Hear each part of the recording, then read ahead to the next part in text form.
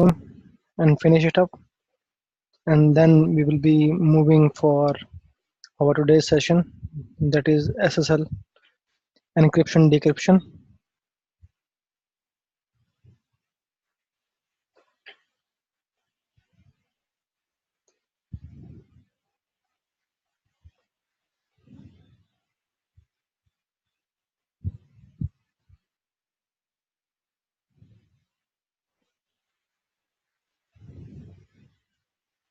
So let us first check our ISP router.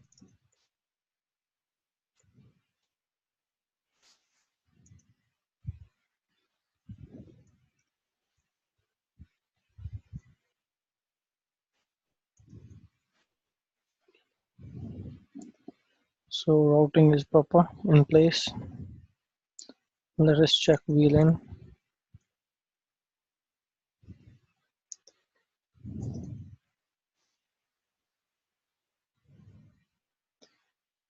Okay, so let's go to our PC and access our Palo Alto.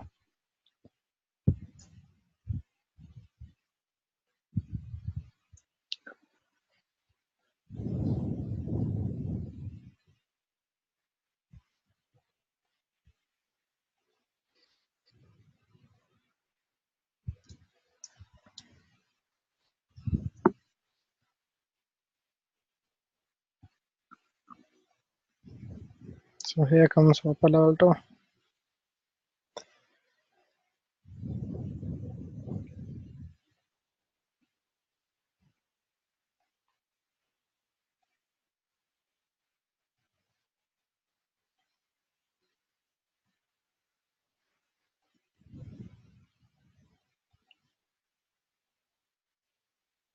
Okay, so let us check our net statement first.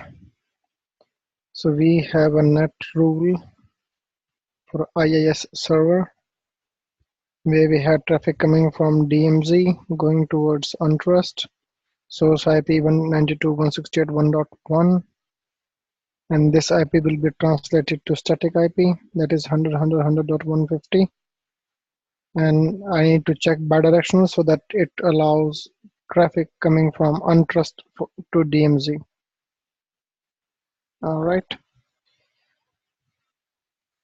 So let's go to my server, IIS server, and let me check. Do I have IIS installed still?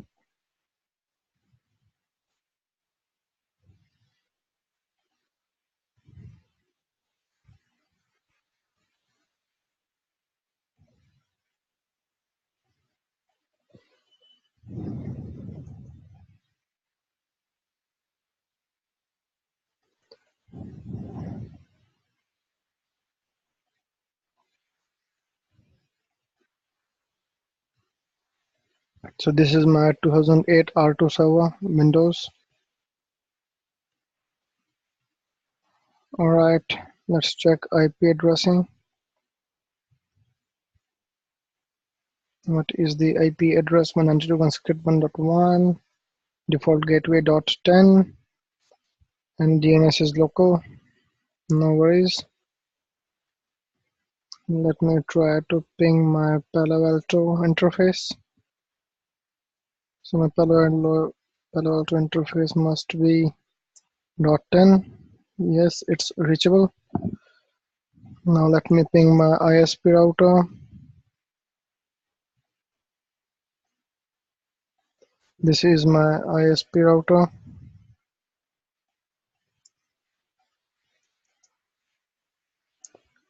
Okay, .1 IP. First packet will be dropped. ARP resolution. Okay, wonderful. Let me check IIS service. So this is my default website. Let me check bindings. This is my binding.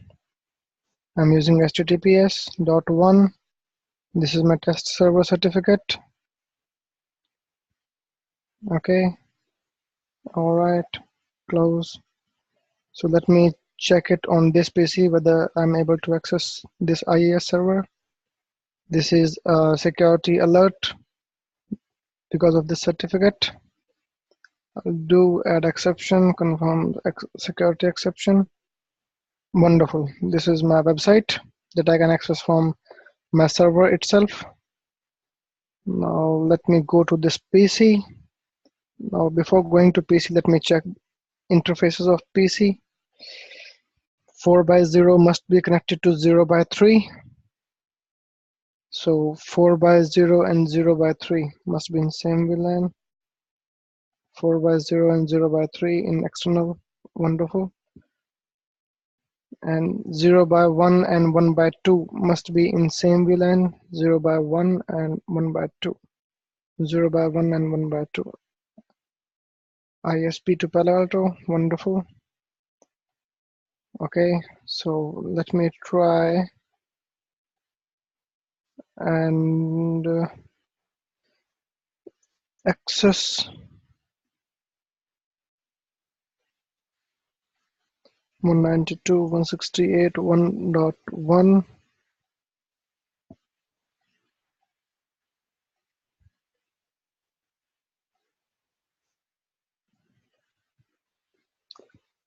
So whether I'm able to check the traffic, establishing secure connection.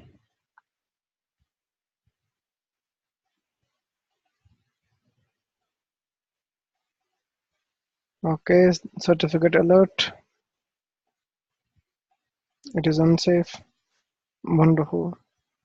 I can see net translation. So net is happening. Now my traffic is going all the way from my test PC to my DMZ zone.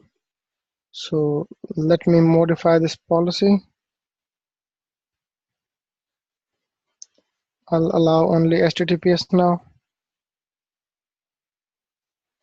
And in security, we have a policy for IIS. Now I'll be allowing SSL and web browsing.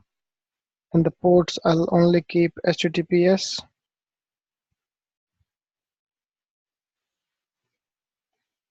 Okay. So this is just the fine tuning of that particular rule.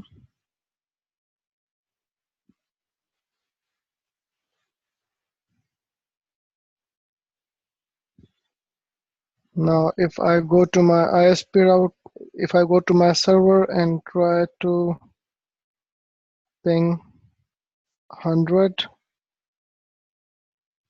what I'll do debug IP ICMP, logging console 7, logging on.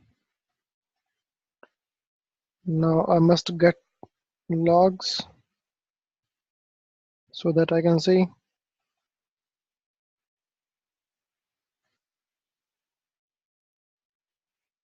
Okay, so here you'll see I can see my private IP address. It's not your public IP address.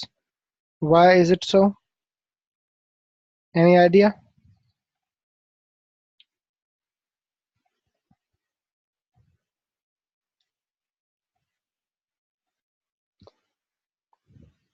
So let me open another browser and try to access this website. Not now.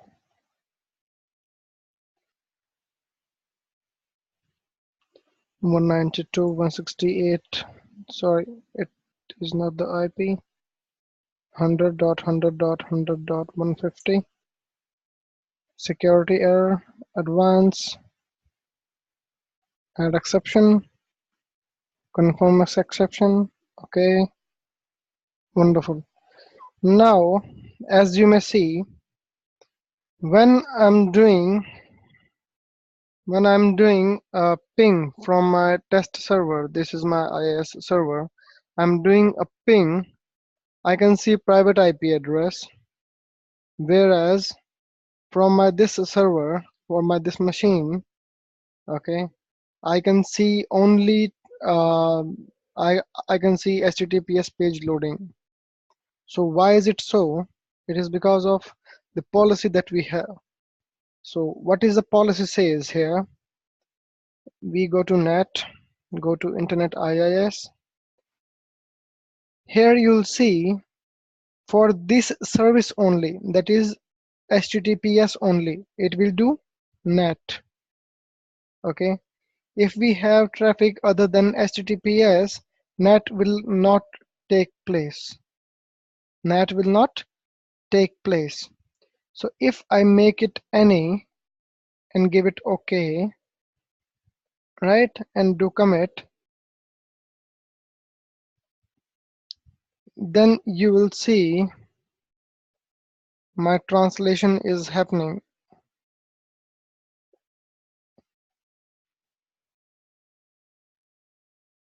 See, now commit has been successful. Now you can see translation is happening. So now I think we have a brief idea how net works and how your policy gets designed. Okay, so if I make it HTTPS, only HTTPS traffic will be netted from now onwards, right? So I'll keep it.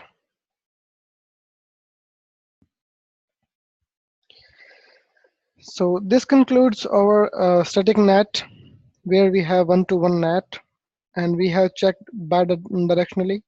We used our PC from external, because you'll see I have IP address on this PC assigned public. You'll see this is the interface. It has public IP address 200.200.200.100. Okay, so this is my interface which is used by this PC to reach IIS server, this IIS server. Okay, so this concludes our static net. Now next thing that we want to discuss here is,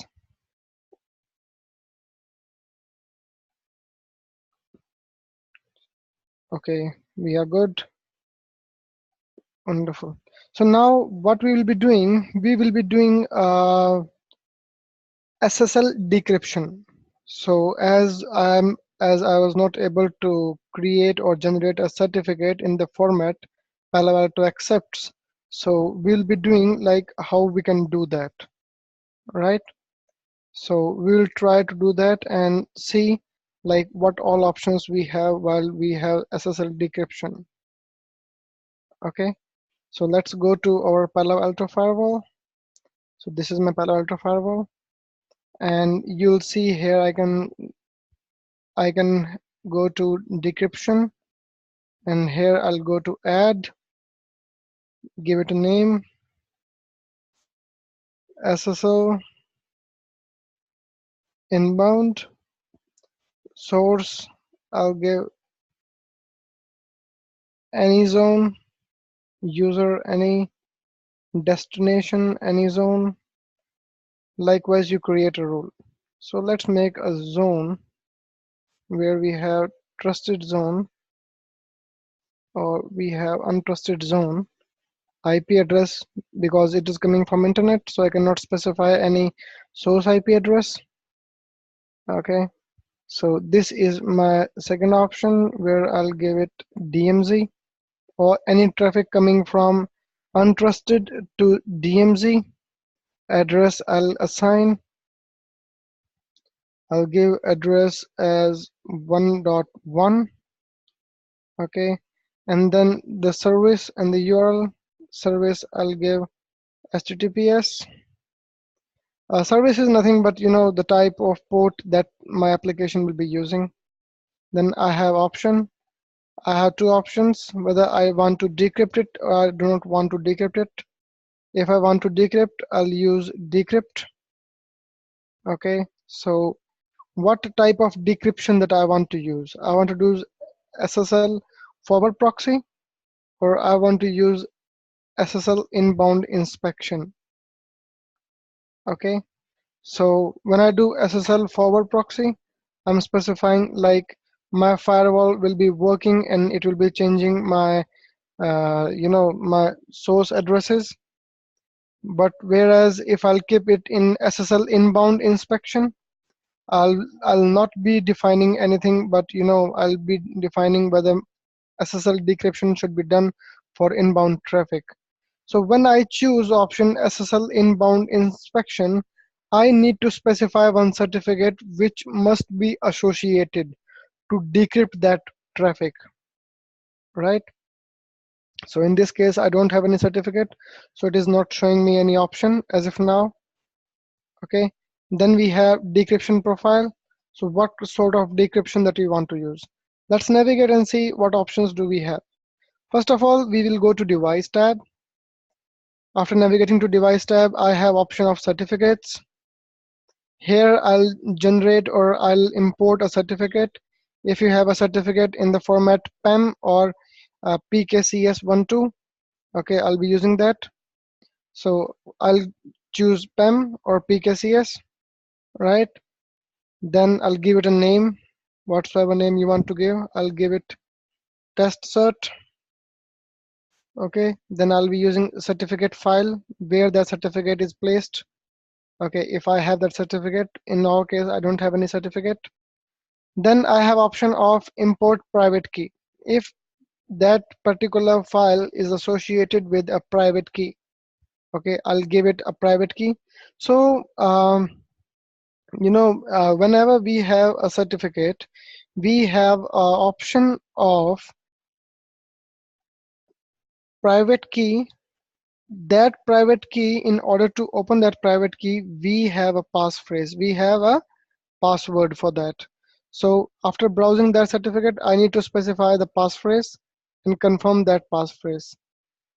Okay, so let us quickly check like how we can do this. So let me delete it first. So currently we want to generate, we have a request where we have SSL cert.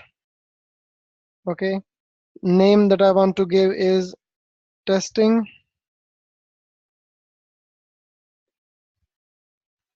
server.com, and my firewall name is firewall PA001.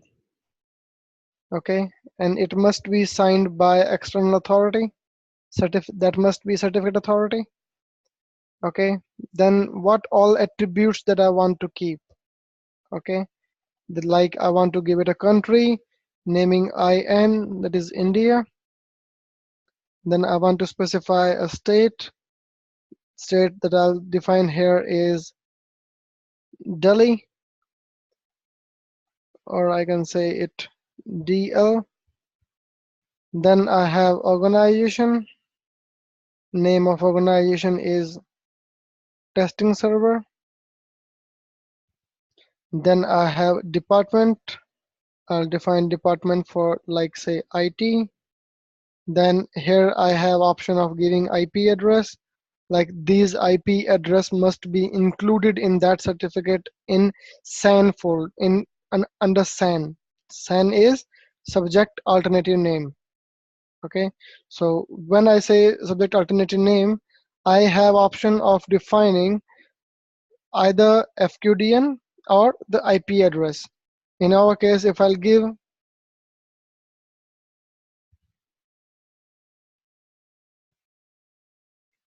I'll give 100.100.100.10. This is my public IP address.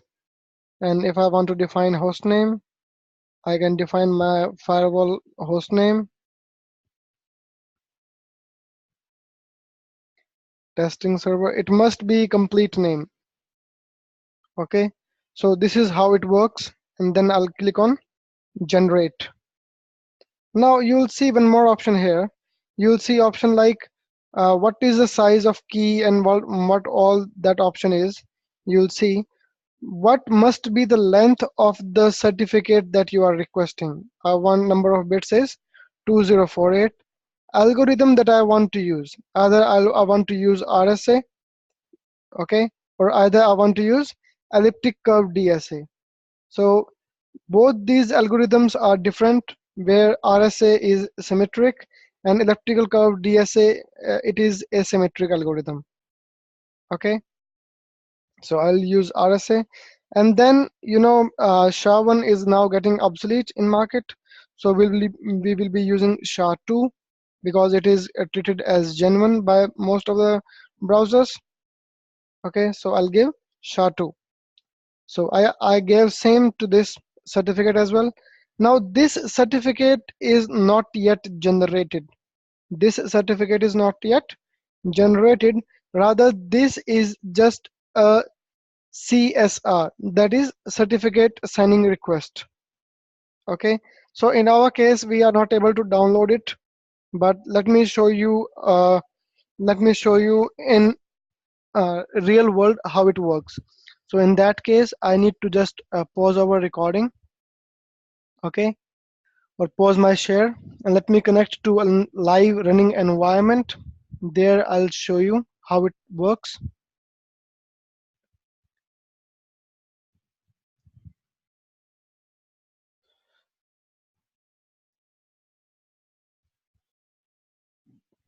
So Vamsi, if you have any doubt, you may ask. Yeah, I do not have any doubts, Ajay, for now. Okay, Maybe, yeah, I so might come up with few other questions for next class. okay, so currently what I'm doing is I'm connecting to a production environment, Okay. okay, and I'm giving you a look how production firewall uh, seems to be. Yeah. Okay. Thanks. Okay,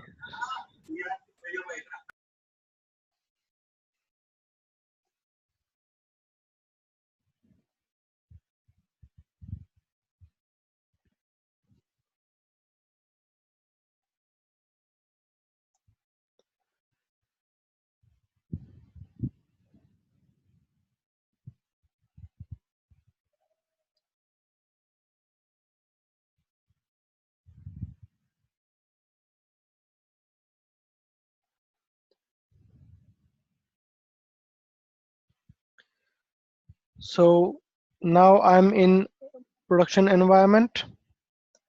Okay, so I'll just quickly go to Firefox and try to access firewalls.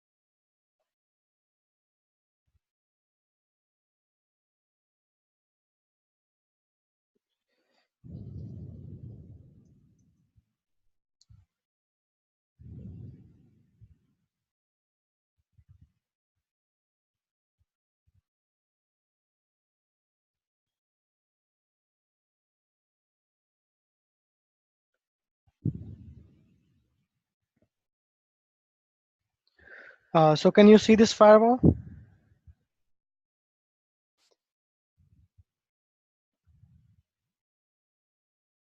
Vamsi, can you see this firewall? Yes, Ajay. Okay, so this is my production firewall, which is hosted on VM300 series type. Okay, this is all information that I can see on this firewall. Okay, uptime and all those things.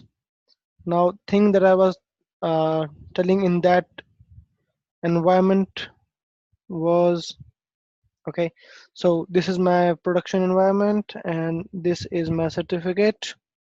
So we already have one certificate.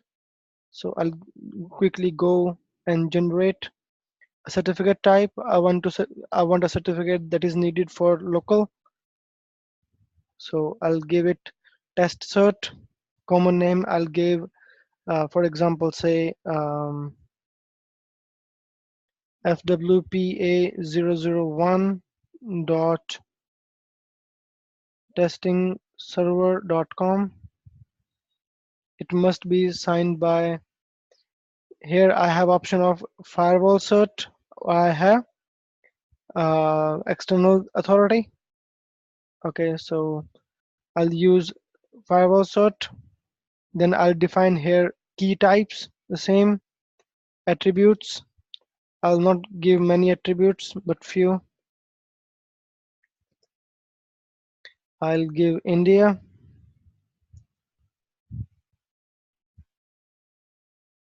And then I'll give organization. So it is IT. So I'll give hostname. Hostname here I'll define firewall PA001. And I'll also give IP address. That will be my firewall. Okay, I'll go and click generate. Okay, so this is my test certificate, as you can see. Okay, so I have option of export the certificate. I'll export the certificate. Okay, it is in PEM. So export private key. I don't need private key as of now. Save file. Okay, so the file has been downloaded. So this is my certificate in .text format. So when I open it, I can see nothing but this type of format. So this is my certificate. Okay. So let me just copy this certificate or cut this certificate and paste it to my base PC.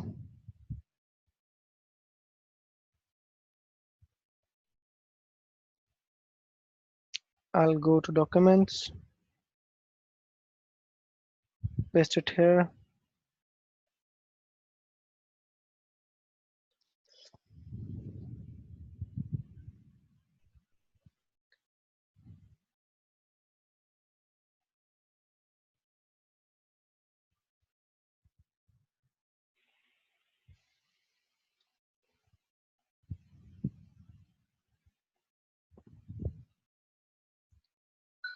So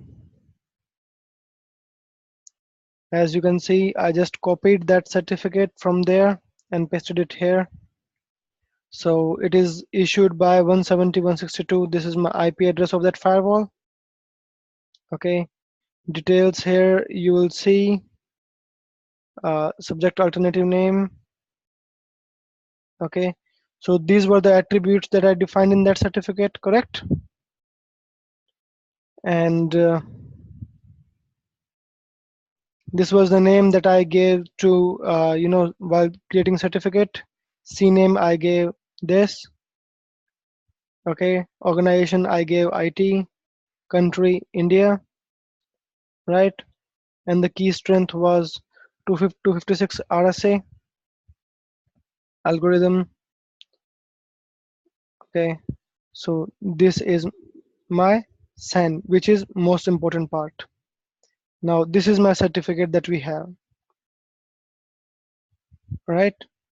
So this is my certificate, and now let me quickly navigate again to that place. Okay, so now this certificate, I'll go to certificate profile. I'll click on add, or let me just give you a glance how we create policy. I'll go to decryption, add decryption. I'll give it a name, SSL inbound, source zone. If I have whatsoever zone I have, I'll go from untrust, go towards trust, URL any, Service, I'll give HTTPS. Options, decrypt, I'll give SSL inbound. Certificate I'll be using, this is my test generated certificate. I'll be using this certificate. I'll click on OK, and my rule is in place. Till the time I go and hit commit, it will not be it will not take place. And likewise, we have a rule where I'll specify SSL outbound. Source, I'll give trust. Destination, I'll specify untrust. Service, I'll give any. Option, I'll do decrypt. Option that I'll give SSL inbound. I'll be using a certificate, whatsoever certificate I'm available with. So this rule is basically, rule number 2 is basically for traffic which is generated from your LAN, and that is why I have kept service any, because whatsoever port they are using, either it is HTTP, HTTPS, or whatsoever it is using, this rule will be used. Whereas if I have a traffic coming from internet, I have above mentioned rule, right? So after creating these rules, I can see decryption happening on my firewall. So I'll just go to monitor. Okay, so I'll check my logs, traffic logs. So this is how it is. Okay, so this is how I can get logs in my Palo Alto after decryption. It will be same like this. If it is SSL traffic also, it will be inspecting after entering into that, right? So as this is production environment, so I cannot keep these changes, right?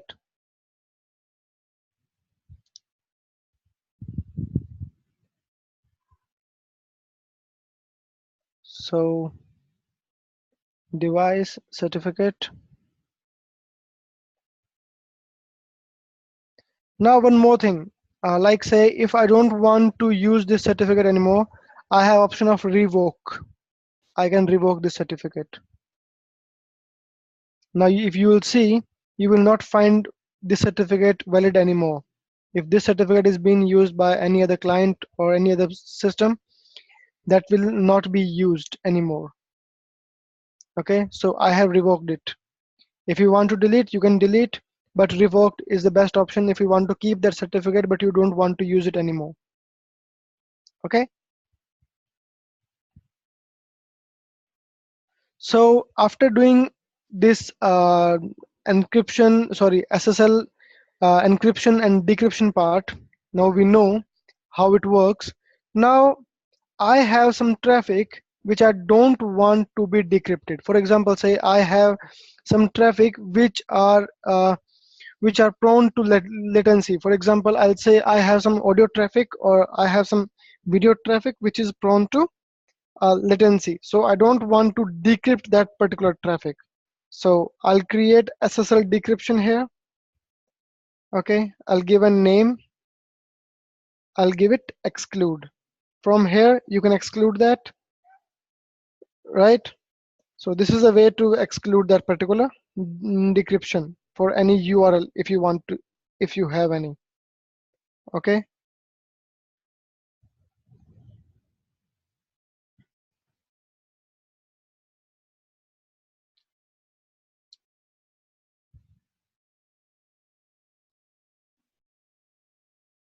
So let's go to our lab. So this was the CSR that we have generated here. And then likewise, if we want to generate in our device, okay, we'll just go to certificate, generate. I'll create testing cert, give it a name, firewall PA 001. testingserver.com, and I want that certificate to be signed by some external CA. I'll choose this option, click on this, and the fields that I want to generate here. Okay, I only want field. Okay, I'll create a generate. Generation was successful. It is the same syntax as you will see in our test environment as well. It is showing state pending. I'll click on this. Okay, and I'll then export this. After giving export, okay, now my certificate has been export, and you'll find option, this file type is CSR file, that is certificate signing request. Now this certificate contains a code which will be used by our certificate authority in order to check. I'll use Notepad to open, which will check the attributes, and we will just copy and paste this complete part into that, and based on this request, a new certificate authority new issue a new certificate based on these attributes that I have here, right? More details if you want, you can get in from internet, like how to generate CSR, or how CSR can be useful for generating a certificate. So that all information that you can get it from there. Okay, so this is how you create a CSR for your device. All right, so I'll just go and delete both these files.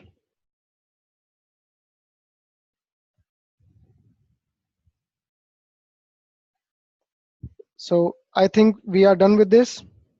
Now going into our lab environment, so you'll find an option, default trusted certificate authority. Now in this case we have a certificate authority which we created here. This is my root CA. Now you'll see an option of certificate authority. Okay, here it is. This is my certificate authority, and it has issued some certificates. Okay, it will show me issued certificate. So one certificate is this, issued by testing server, and post that we have test server CA. Details, these all are the details that we have, most important information. So this is the other information that we have, and one important part, we have a fingerprint, one in format of SHA-1, and this is the key that we have. So this is the SHA value which must be matched. Okay, if this key has been changed or altered, then in that case our certificate will not be trusted anymore, right? So this is the path how it gets generated. Okay, so if you want to see root CA certificate, click on this, choose it. Validity, you will see it is 2018 to 2023. Details, all the details that you have. Certificate. Okay, so this is how we do. So pending request, we don't have any pending request. We have another certificate issued likewise. Okay, and let us see what all options that I have.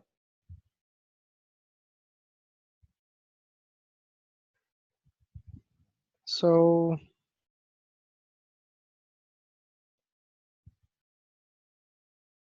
I have subject testingserver.com.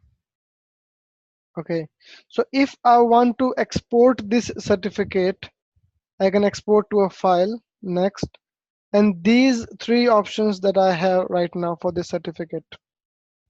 Okay, this will be used by 32-bit system. This will be used by 64-bit operating system. This will be used by, it is a certificate syntax which is supported by most of the devices. .p7b.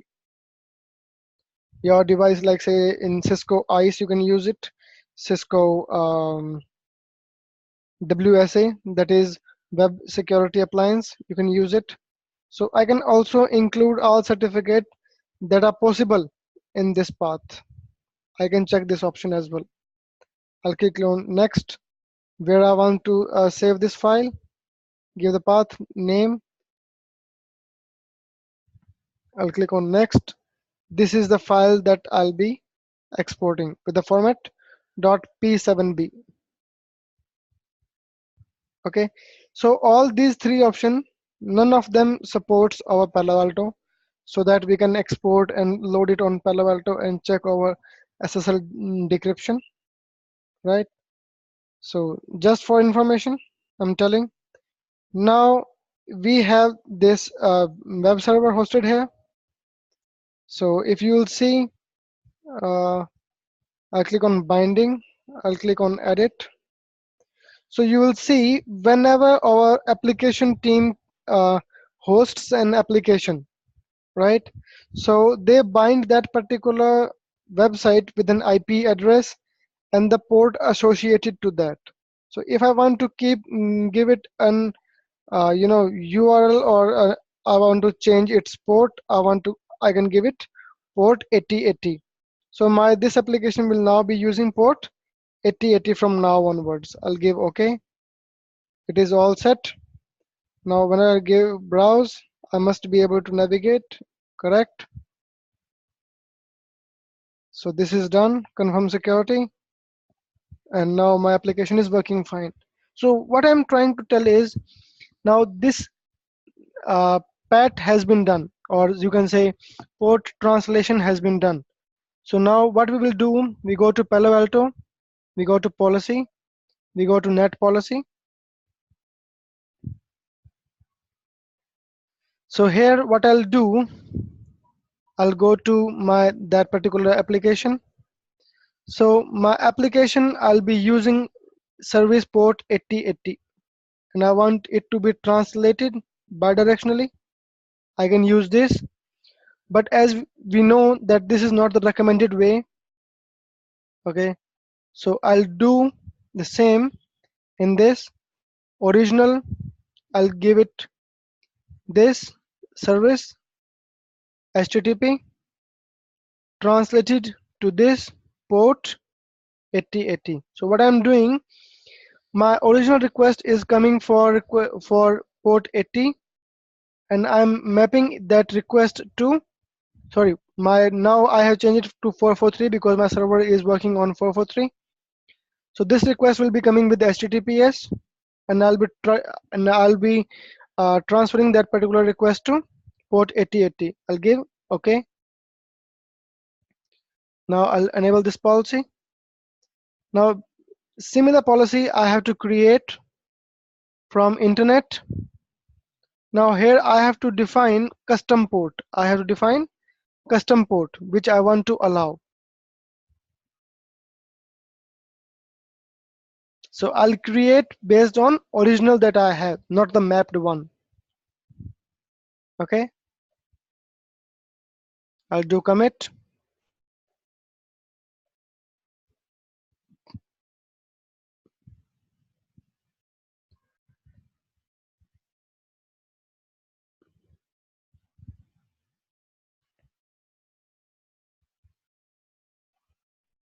Okay, let me try to access this server once again. Sorry, it will not be accessed now. IP address is wrong.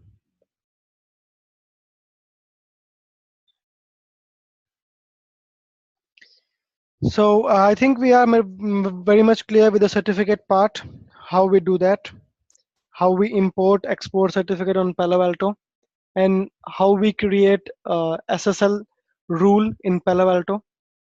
Now, when we have SSL rule in Palo Alto, so give me a minute, let me just quickly check one thing and get back to you.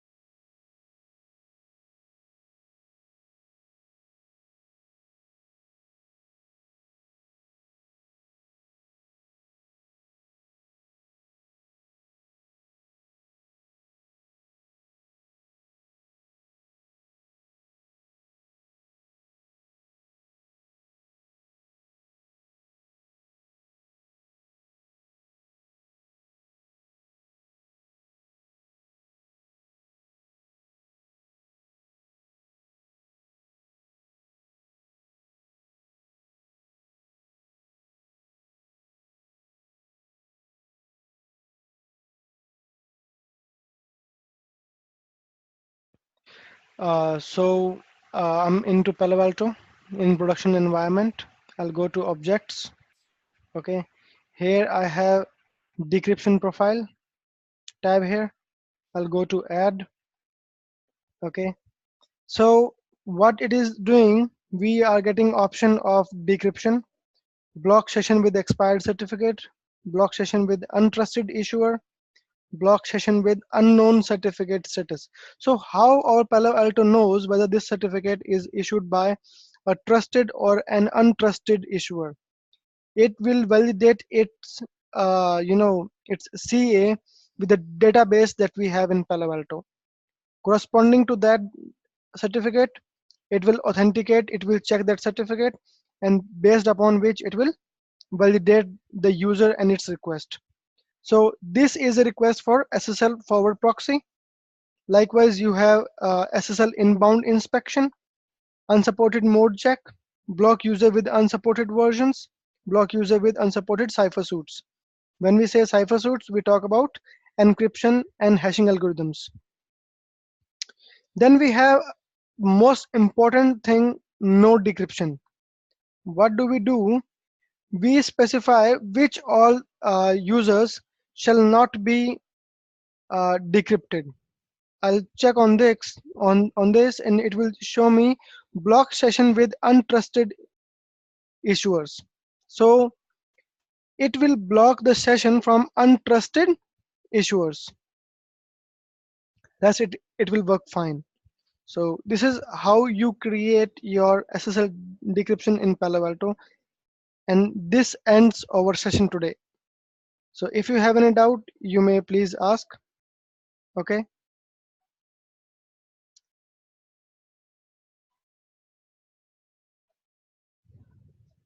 So I just showed you live environment where we have that Palo Alto Firewall, and based upon which how you create your certificate, how you create your CSR.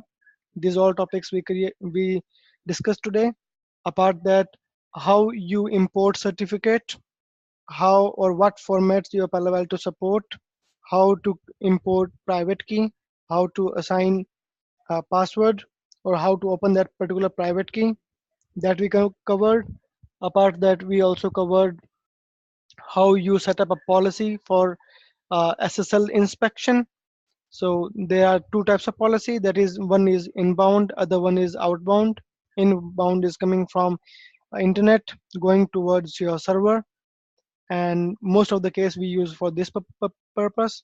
At the same time, you have outbound SSL, where you want your users to use only genuine traffic or share some genuine traffic, so that you create your SSL outbound.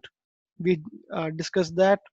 Apart that, we also discuss how you do static net, and then we discuss how you bind your certificate to your IIS, that is your web service, how you bind your certificate to that, and how you or what type of web page we have, or what port it is listening to, that all that request, how we get that request from application team, based upon which we make uh, pat statement, static pat statement on Palo Alto. So we covered all these topics in today's session. So if we have any doubt, please ask, or if we are good to if we are good to proceed, let's proceed further. So in tomorrow's section, what we will be doing, we will be using Palo Alto, and we will be integrating our Palo Alto. We will try to integrate our Palo Alto to our LDAP server that we have, and we will see what user ID is used for and how we can use this user ID in order to allow or deny traffic. Because whenever we create a policy, add here, we get an option of user here, right? So how you can get any option here, so that we will be discussing in tomorrow lecture. For today, we are done. Any doubts, please ask.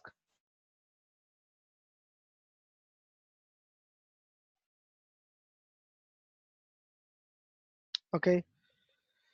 So I'm taking silence as we are all good. Okay, so let's finish our session today, and we'll be continuing tomorrow. And on next Saturday, we will be having Q&A round where you can ask your queries relating to our complete Palo Alto session, whatsoever doubt you have. If you have any doubts, any questions relevant to your interview, relevant to your future, you may ask for Palo Alto. We'll be discussing that in detail.